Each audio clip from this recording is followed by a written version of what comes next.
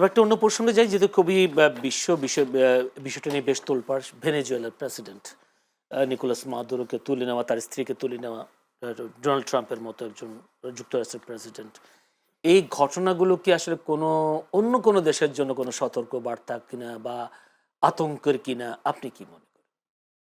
জি, অবশ্যই আতঙ্কের।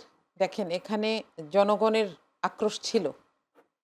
কিন্তু তাদের ইন্টেলিজেন্সকে বাইরে থেকে আমেরিকা ব্যবহার করে সেখানে গিয়ে এবং কোনো ক্যাজুয়ালিটি ছাড়া, তার মানে কেউ প্রোটেস্ট করে নাই।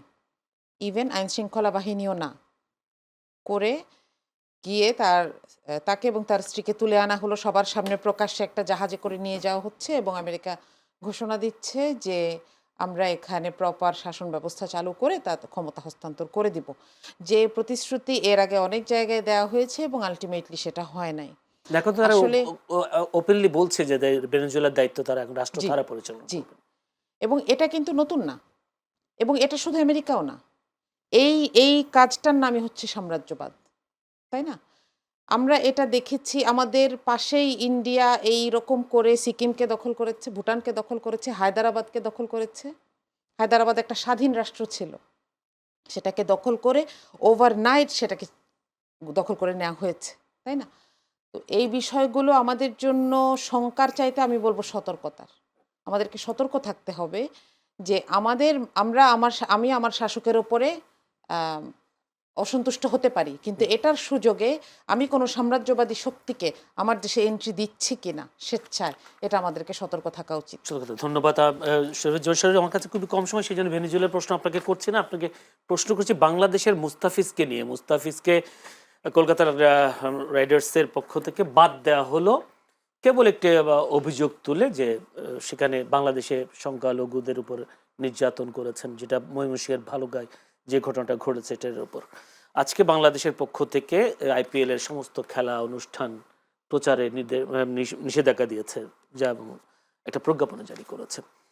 আবার নতুন 5 আগস্টের পরে আমরা ভারতের সাথে একটা সম্পর্কে ছেদ দেখেছি, টানাপোড়েন দেখেছি। এই মুস্তাফিজকে বিষয় নিয়ে কি আবার নতুন টানাপোড়েন শুরু হলো কিনা? প্রথমত মোস্তাফিজ ইস্যুতে ভারতের যে ভূমিকা তার তীব্র নিন্দা করি। কারণ তাদের প্রত্যেকটি জায়গায় বড় ভাই সুলভ যে আচরণটা, সেই আচরণটা আমরা বিভিন্ন সময়ে তার বহিঃপ্রকাশটা ঘটে। আমরা একটা স্বাধীন দেশ, আমাদের কতগুলো আত্মমর্যাদা আছে, স্বার্থ আছে, এগুলো নিয়ে আমরা চলতে চাই। ভারত তার নিজস্ব ভূখণ্ডের মধ্যে তার নিজস্ব রাজনীতি করবে, এটিও আমরা চাই।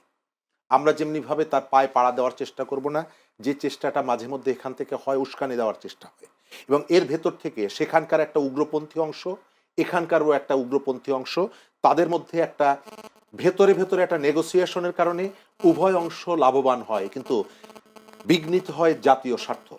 ভারতের এই ভূমিকার কারণে, এই আচরণের কারণে এবং এই সিদ্ধান্তের কারণে অবশ্যই দুই দেশের মধ্যে ইতিমধ্যেই সম্পর্কের টানাপোড়েন শুরু হয়েছে। এবং গত কয়েকদিন আগে জয়শঙ্কর বেগম খালেদা জিয়ার মৃত্যুর পর এসে যেভাবে অনেকগুলো মিষ্টি কথা বলেছিলেন, সেই কথার সাথে সর্বশেষ যে মোস্তাফিজ ইস্যুতে সিদ্ধান্তটা, এটা সাংঘর্ষিক। আমরা চাইব অনেকগুলো জায়গাকে রাজনীতির বাইরে রাখার জন্য, পারস্পরিক ধর্ম বিশ্বাস থেকে অনেকগুলো বিষয়ে যে ক্ষোভের জন্মটা তারা দেওয়ার চেষ্টা করছে, সেখান থেকে তারা নিবৃত্ত হবে এবং যে সমস্ত ইস্যুগুলোতে উত্তেজনা তৈরি করতে পারে সেই ইস্যুগুলো পরিহার করবে, পারস্পরিক খোলা মন নিয়ে আলোচনা করবে।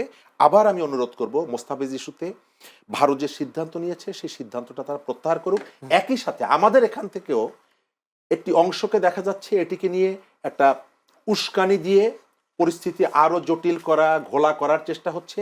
সেটা করলে বরং সম্ভবত বিরোধটা আরো বিস্তৃত হবে। আরেকটা প্রশ্ন সেটার সাথে যুক্ত করে, সেটা হচ্ছে এমনিতে আমরা বিভিন্ন সময় স্লোগানগুলো দেখি, দিল্লি না ঢাকা, আজাদি না গোলামি। তাদের বক্তব্যের মূল সারমর্ম যেটা, সেটা হচ্ছে ভারত বিরোধিতা, ভারতের আধিপত্য বিরোধ। এইসব ঘটনার কারণে ভারত বিরোধিতার মানুষ সংখ্যা কি আরো বেড়ে যাবে কিনা? আমি যেটা বললাম যে উভয় দেশের মধ্যে একটা অংশ আছে যারা একটা উত্তেজনা তৈরি হলে রাজনৈতিক সুবিধা নিতে চায়।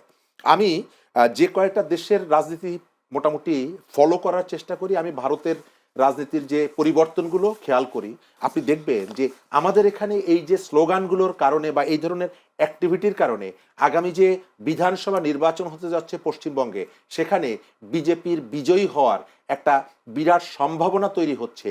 এবং সেখানকার বিজেপির নেতারা তাদের কাছে যদি জিজ্ঞেস করেন যে আপনারা কি আসলে দুই দেশের মধ্যে সৌহার্দ্যপূর্ণ বন্ধুত্বপূর্ণ সম্পর্ক চান, প্রকাশ্যে তারা যাই বলুক না কেন তারা চায় যে বাংলাদেশে যেন ভারত বিরোধিতা আরো বাড়ে, তাহলে তারা রাজনৈতিকভাবে লাভবান হবে। একই সাথে এখানেও একটি অংশ আছে। তো আমি আমাদের শান্তি, নিরাপত্তা, পারস্পরিক সহযোগিতার স্বার্থে আসলে প্রতিবেশীদের সাথে অনবরত আমরা ঝগড়া করব, ফ্যাসাদ করব, এটা আসলে কোনো দেশের জন্য কাঙ্ক্ষিত না। ধন্যবাদ।